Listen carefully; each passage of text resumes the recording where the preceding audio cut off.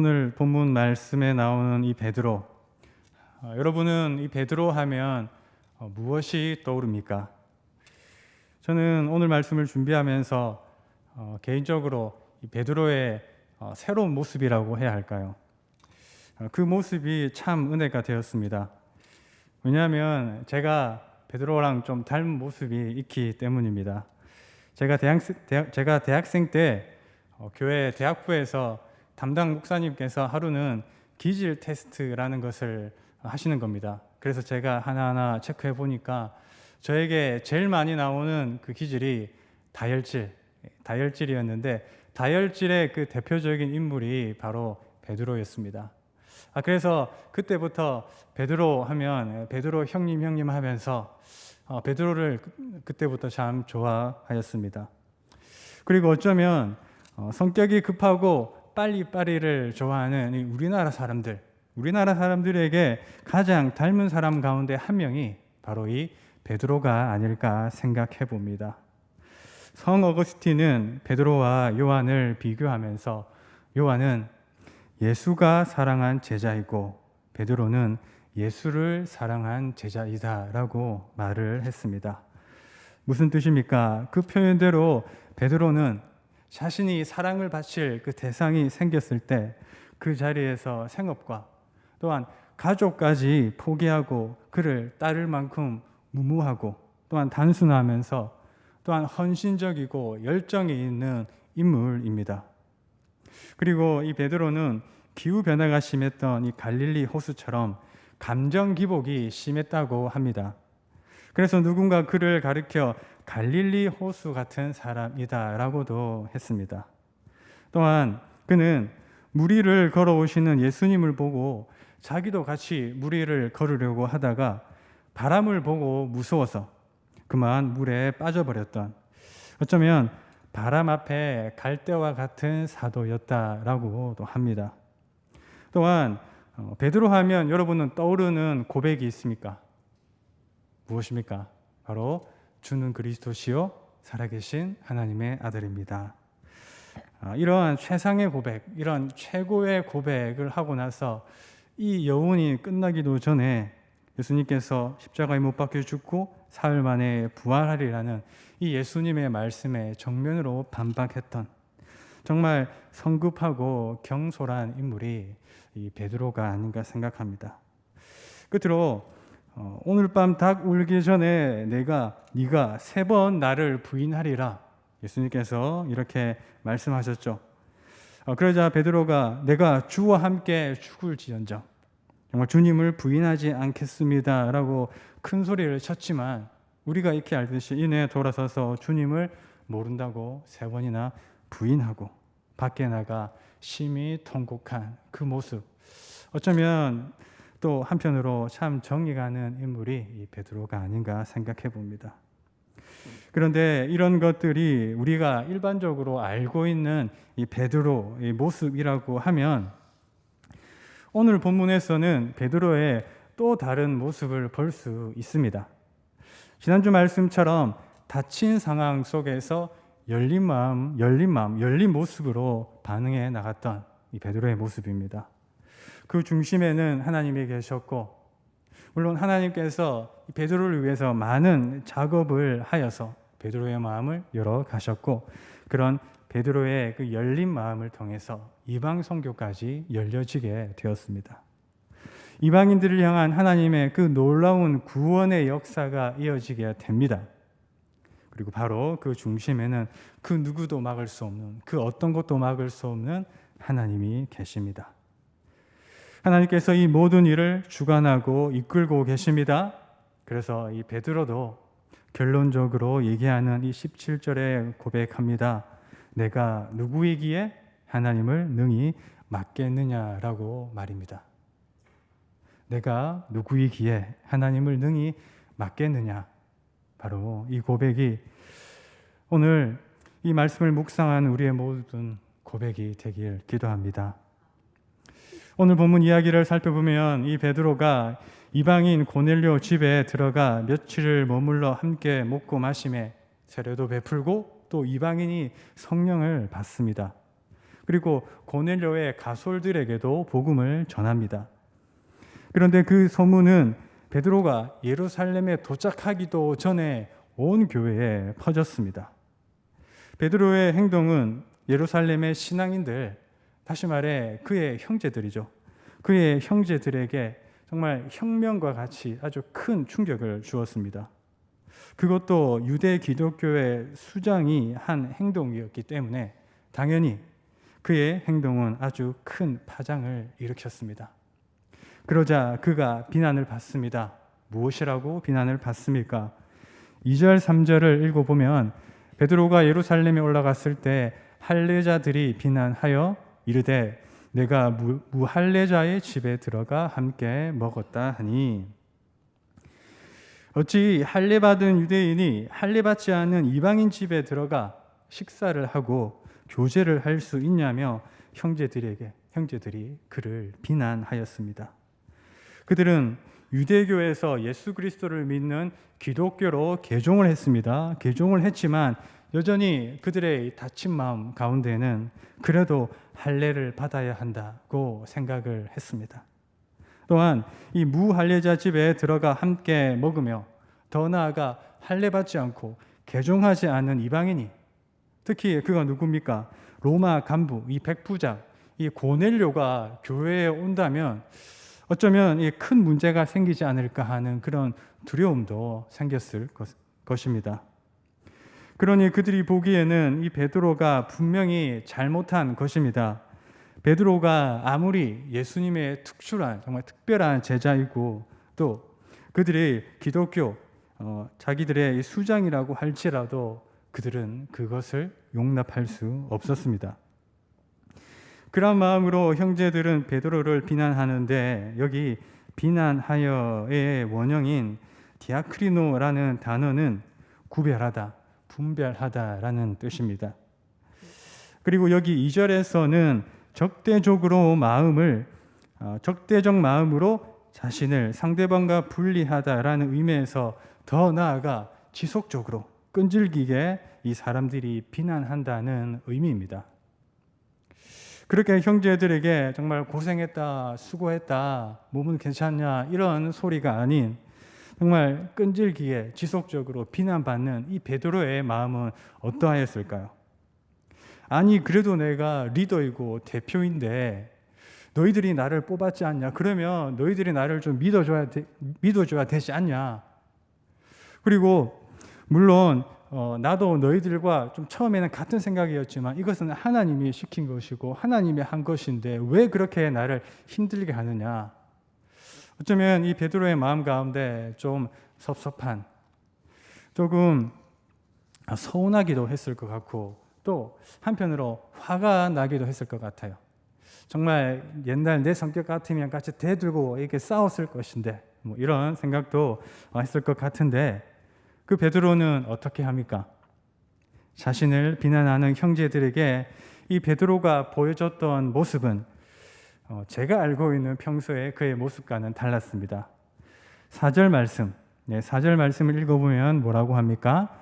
베드로가 그들에게 이 일을 차례로 설명하여, 다시 말해 베드로는 그 일에 대해 어떻게 된 건지 형제들에게 하나씩 차례대로 친절하게 설명하고 있는 모습을 볼 수 있습니다. 그리고는 그의 말을 들은 형제들의 반응이 마지막 18절에 나옵니다. 그들이 이 말을 듣고 잠잠하여 하나님께 영광을 돌려 이르되 그러면 하나님께서 이방인에게도 생명 얻는 회개를 주셨도다 하니라.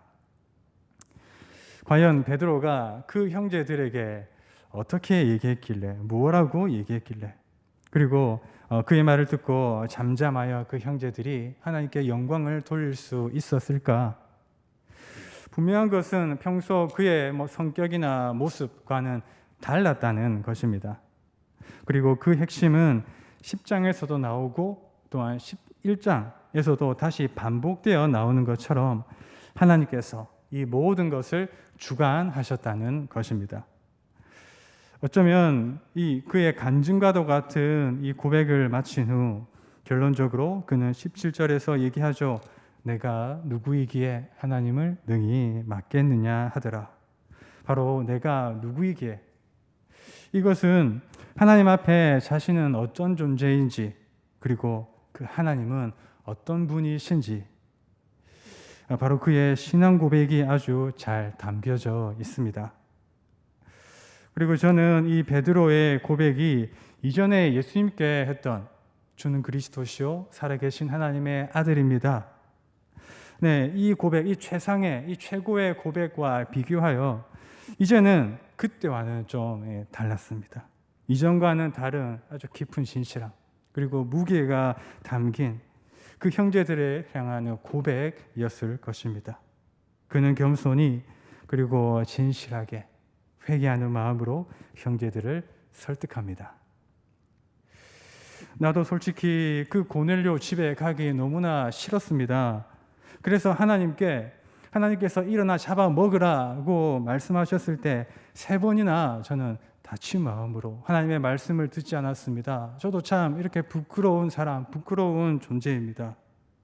바로 자신도 그러했기에, 자신도 하나님의 그 말씀을 받아들이지 못하고 정말 그 말씀에 대해 또 자기와 함께 비난하는 그 형제들의 마음을 그는 잘 알고 이해를 했고, 때문에 그들을 품었던 이 베드로의 간증과도 같은 이야기는 그래서 결국 형제들의 마음을 움직였습니다.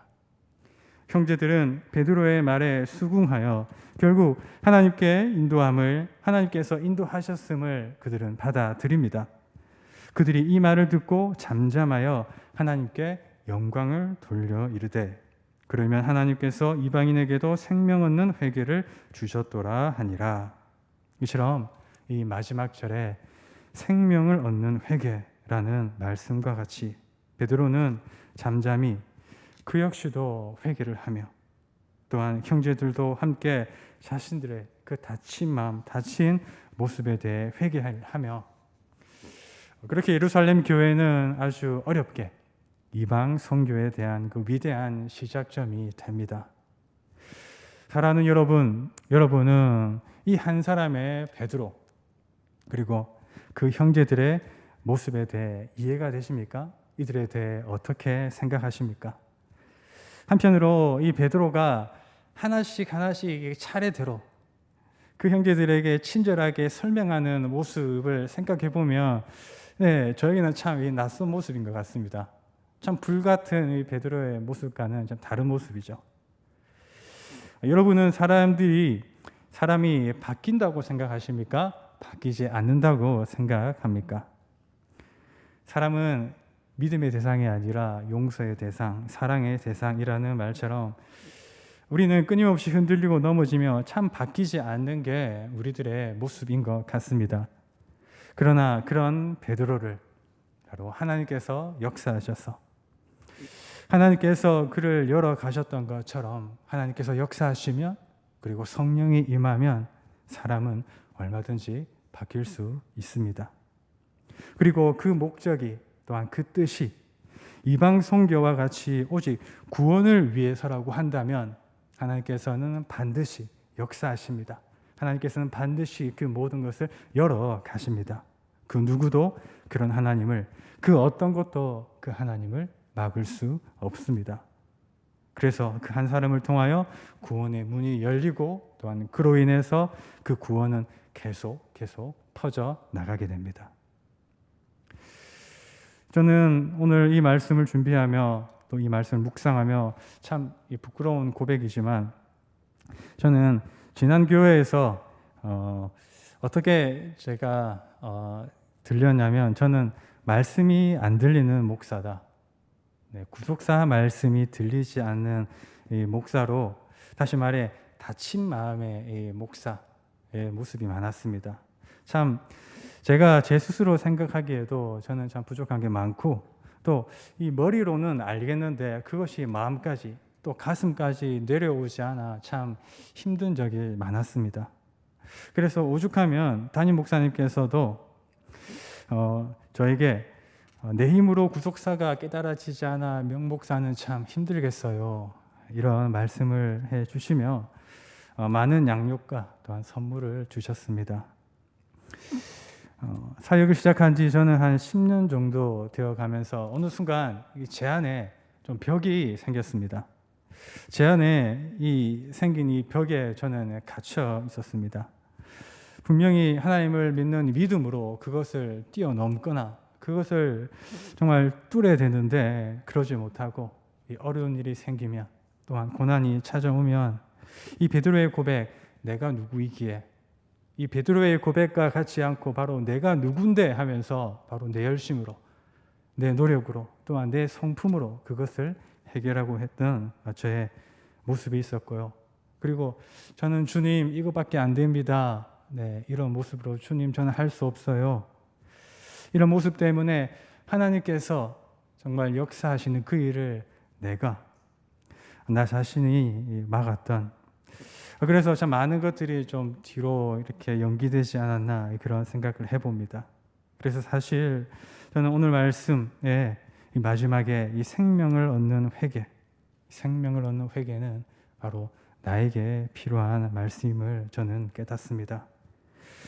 사랑하는 여러분, 오늘 이 말씀을 통해 이 베드로의 고백과 같이 내가 누구이기에 하나님을 능히 맡겠습니까?